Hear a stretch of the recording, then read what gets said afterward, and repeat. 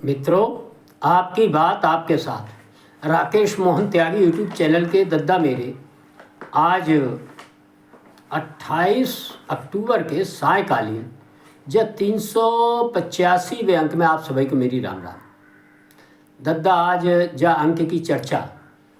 मैं फिर रहीमदास जी के एक दोहे के साथ आप सबके झोरे करना हूँ। बस कुसंग चाहत कुशल यह रहीम जिये सोस, महिमा घटी समुद्र की रावण बस्यो परोस। मित्रों, रहीमदास जी कहते हैं दुष्ट के पास रहकर कभी भी किसी की भलाई नहीं हो सकती। रहीमदास जी कहते हैं कि मुझे ये देखकर बहुत दुख होता है कि लोग दुष्ट के पास बसकर, अपने पड़ोस में बसाकर या स्वयं वहाँ रहकर अपनी कुशलता चाहते हैं। ये उसी प्रकार है मित्रों जिस प्रकार समुद्र के पड़ोस में रावण बस गया था और समुद्र की महिमा घट गई थी, क्योंकि रावण को मारने के लिए श्री राम ने समुद्र पर पुल बनाकर रावण का संहार किया था। मित्रों, आज जो मैं प्रसंग आप सबके झोरे कहना हूँ, आज नहीं कल सकेरे सकेरे जो अखबार आओ और उसमें कुछ एक बहुत महत्वपूर्ण खबर, बहुत से लोगों ने ध्यान दिया होगा, नहीं दिया होगा, लेकिन ध्यान देना चाहिए था। भारतवर्ष का एक शहर इंदौर जो लगातार पिछले 8 वर्षों से सफाई स्वच्छता के क्रम में भारतवर्ष में नंबर 1 की भूमिका रखता है और विश्व में भी अपनी स्वच्छता को लेकर जिस जन सहभागिता के आधार पर इंदौर शहर के कर्ता धर्ताओं ने शहर को स्वच्छ बनाने का काम किया है, वह वास्तव में बहुत प्रशंसनीय है और उसकी प्रशंसा करनी ही चाहिए। हम सबको उससे प्रेरणा भी लेनी चाहिए। मित्रों,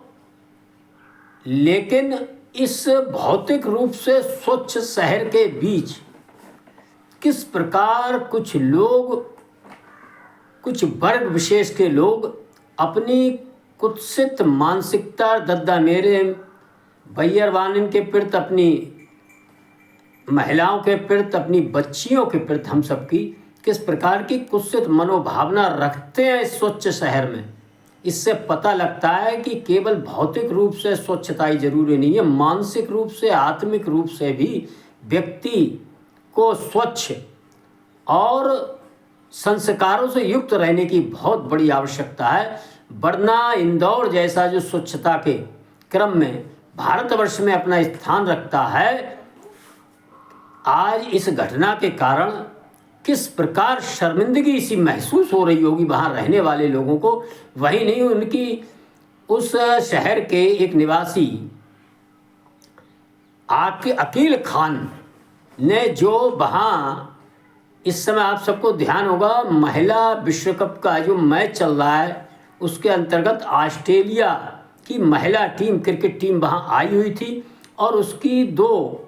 महिलाएं घूमने की दृष्टि से निकली थीं, एक कैफ़े में जा रही थी और किस प्रकार इस अकील खान नाम के इंदौर वासी ने उनका पीछा किया और उनके साथ जो छेड़छाड़ की, और उस छेड़छाड़ के फलस्वरूप इंदौर ही नहीं भारतवर्ष का सिर शर्म के नाते झुका है कि आखिर कैसे अभी भी हम सब लोग देश की महिलाओं और ख़ास तौर से विदेशी गोरी चमड़ी के महिलाओं व अन्य विदेशी जो पर्यटक हमारे देश में आते हैं उनके साथ किस प्रकार का दुर्व्यवहार करने वाले लोग जो ऐसी मानसिकता रखते हैं, उस मानसिकता के लोगों के बीच अपने पड़ोस में रह रहे हैं। तो निश्चित ही जो रहीमदास जी ने कहा कि दुष्ट के पास रहकर जिस प्रकार किसी की भलाई नहीं हो सकती, मित्रों यह उसी प्रकार का एक उदाहरण है कि इंदौर जैसे स्वच्छ साफ शहर में, पढ़े लिखे शहर में, भारतवर्ष की लगातार 8 वर्षों से स्वच्छता में आगे रहने वाले शहर में किस प्रकार के कुत्सित मानसिकता के लोग हैं। ऐसे लोगों के परिजनों को, मोहल्ले वालों को, उनके सहधर्मी और सामाजिक स्तर पर जिस वर्ग से वे आते हैं उनको शर्मिंदगी का महसूस करना ही चाहिए और शर्मिंदगी हो भी रही होगी। लेकिन खाली इस तरह की घटनाओं से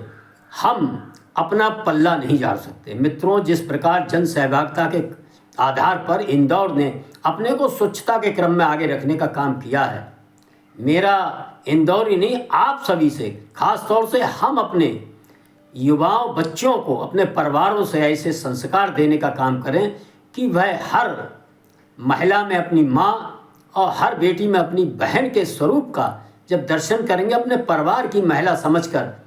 उसके साथ व्यवहार करने का संस्कार, जब यह संस्कार परिवार से देने का काम करेंगे, सामाजिक रूप से देंगे, मोहल्ले के स्तर से देंगे, अपने धार्मिक स्तर से देंगे, तभी इस प्रकार की शर्मिंदगी भरी घटनाओं पर रोकथाम लगेगी। मित्रों, खास तौर से भारतवर्ष में ये बहुत कई घटनाएं ऐसी नज़र आई हैं, गोवा हो, पूना हो, मुंबई हो, आगरा हो, कि किस प्रकार विदेशी पर्यटक इस देश के अंदर घूमने आते हैं, उनके साथ किस प्रकार एक अभद्र व्यवहार करते हैं और भाषा न समझने के कारण उनको किस प्रकार हम आर्थिक रूप से व अन्य रूपों से परेशान करने में भी बड़ा गौरव का अनुभव करते हैं। मित्रों, इस प्रकार की घटनाएं निश्चित ही हम सब कहीं देश का सर भी शर्म से झुकाने का काम करती हैं। मैं एक बात कहकर अपनी बात खत्म करूंगा। स्वामी विवेकानंद जी एक बार जापान के अंदर ट्रेन में यात्रा कर रहे थे और आप जानते हैं ट्रेन कुछ ही समय रुकती है, उनको कुछ भूख लगी और उन्होंने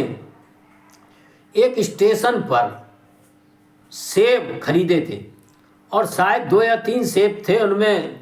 जल्दबाजी के कारण या अन्य किसी कारण से वह सेब खराब निकले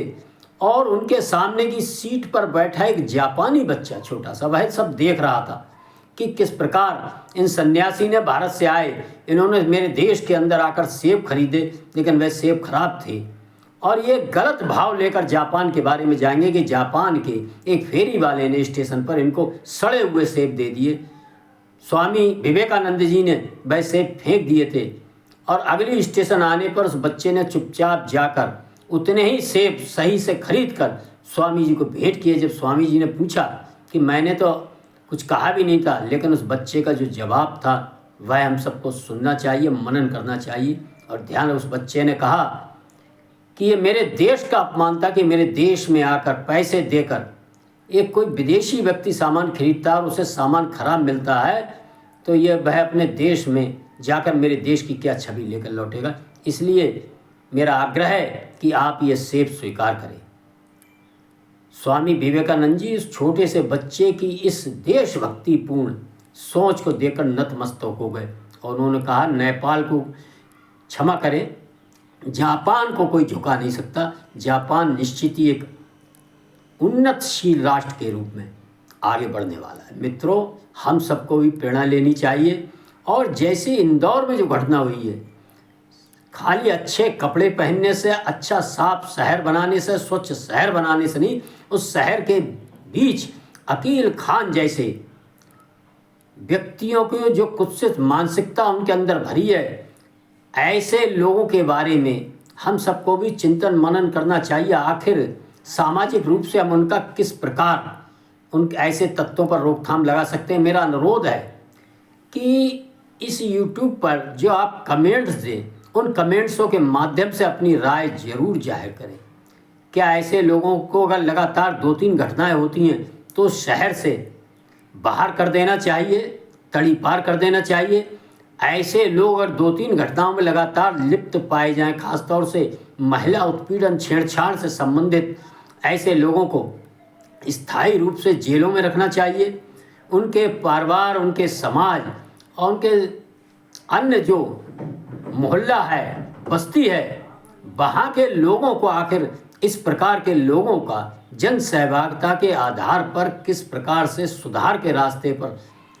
लाना चाहिए, उसमें उनका क्या भूमिका होनी चाहिए, इन सब बातों पर हम सब मनन करें, चिंतन करें।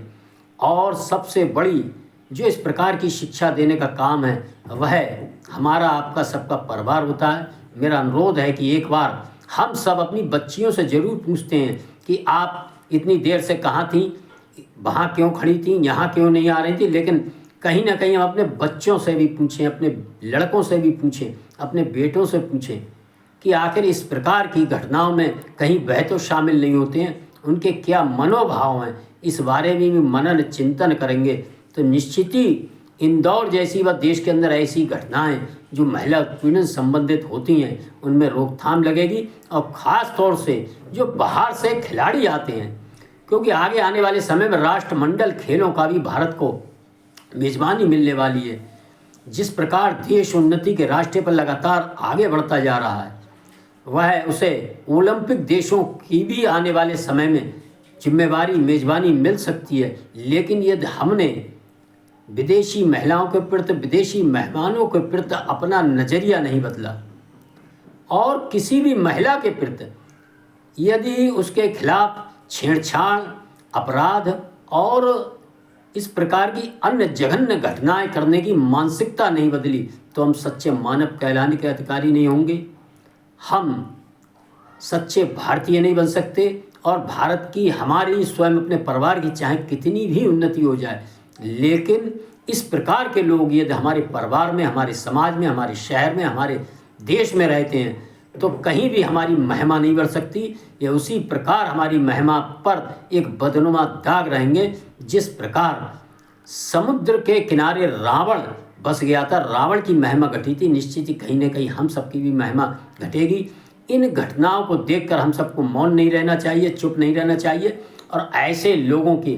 खिलाफ तनकर जमकर खड़े होना चाहिए। आप सबने सुना, इसके लिए धन्यवाद। मेरा अनुरोध है कि यदि इस प्रकार के अंक मेरे द्वारा जो आपके जोहरे में आए के कहते हो, बतवतो कहते हो, अच्छे लागत हो भैया दद्दा, तो आपको कुछ ना जाएगो, एक उंगलिया से लाइक कर दियो करो, शेयर कर दियो करो और चैनल को सब्सक्राइब करने का भी काम करें। धन्यवाद। जय श्री राम, जय श्री वाल्मीकि भगवान। भारत माता की जय।